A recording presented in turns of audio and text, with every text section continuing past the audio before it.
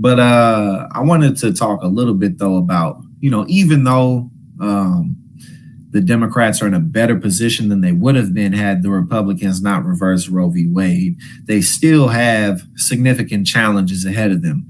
They still aren't generally popular.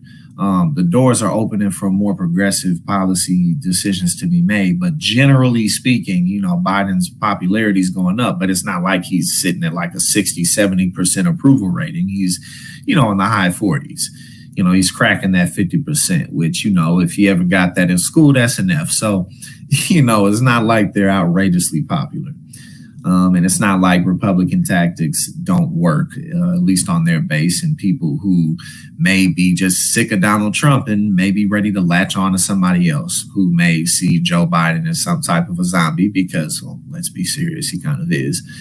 But again, it's not like they just have a surefire, victory to winning everything, whether it be the midterms or the elections in 2024.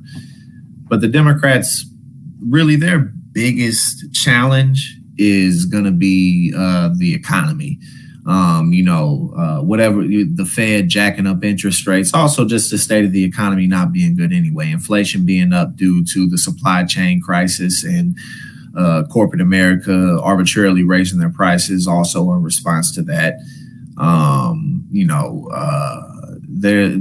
Just the general, people not making good wages, the cost of living skyrocketing, everything that's been happening, the recessions that we've been through in 2008, 2020, everything kind of compiling on itself.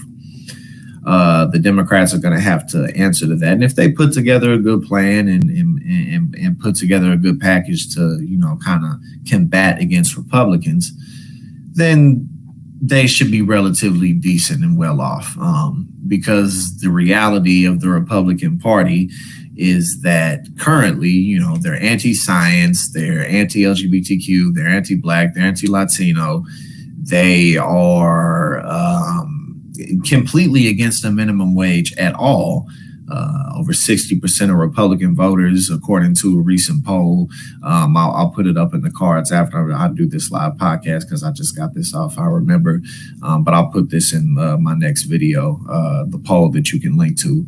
But want to see the United States be a Christian nationalist nation.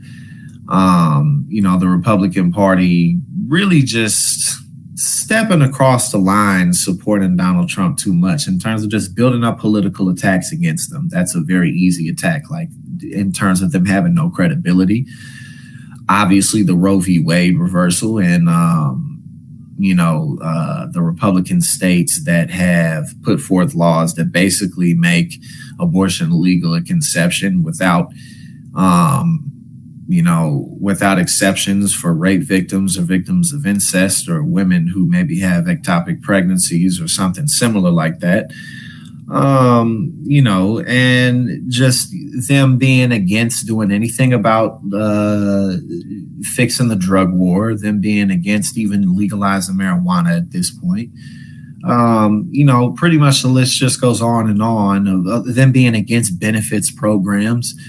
I mean, they voted against the CHIPS Act, which helps to bring back domestic production into the country. They all voted against it. They voted against the Defense Production Act to help answer the baby formula shortage problem.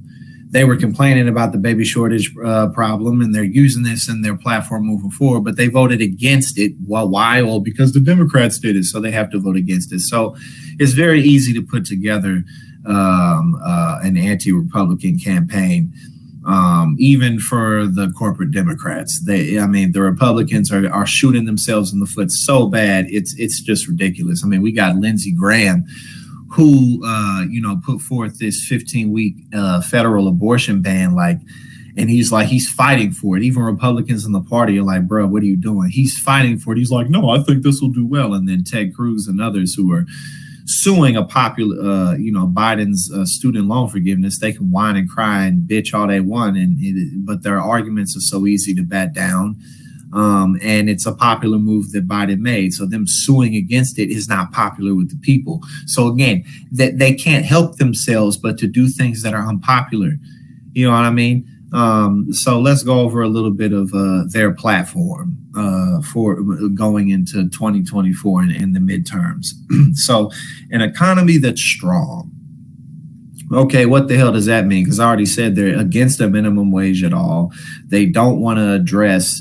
They're talking about inflation, but they're blaming it on things like, oh well, the Biden eliminating student loan debt, that's going to make it worse. They're going to whine and cry about inflation, but they don't want to address wages. They talk about domestic production. But again, they just voted against the CHIPS Act. So, like, what are we even getting at here? So, again, an economy that's strong, what the hell does that mean? A society that's safe. Okay, yeah, because people want to live in a dangerous society. What does that mean? A society that's safe. Throwing more people in jail for what? Selling weed and selling drugs? Probably so, because again, that's what they're all about: law and order and punishment. So that's what I'm guessing. And not even guessing, that's literally what it is. I'm not saying it, I'm saying that sarcastically. That's what a society that's safe. And Republican, talk is just increase funding for police activity, crank up the drug war, and make society more punitive. A future built on freedom.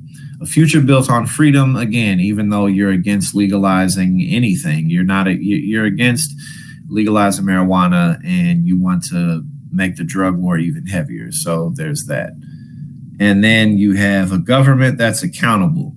A government that's accountable.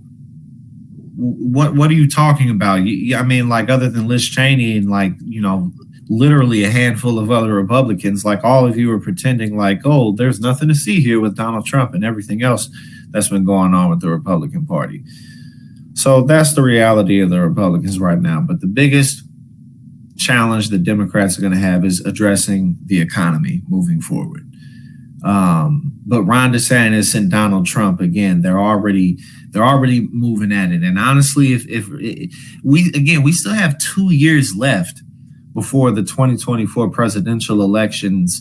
Well, obviously before the actual election happens, but more like a year and a half before the campaign really even picks up at all, which gives not just the Biden administration, but the Democrats and Republicans and Donald Trump more time to get in trouble and be his dumbass self. So that being said, as the months pile on, again, Ron DeSantis, it's going to be really easy for him to strike and really easy for him to just take that crown.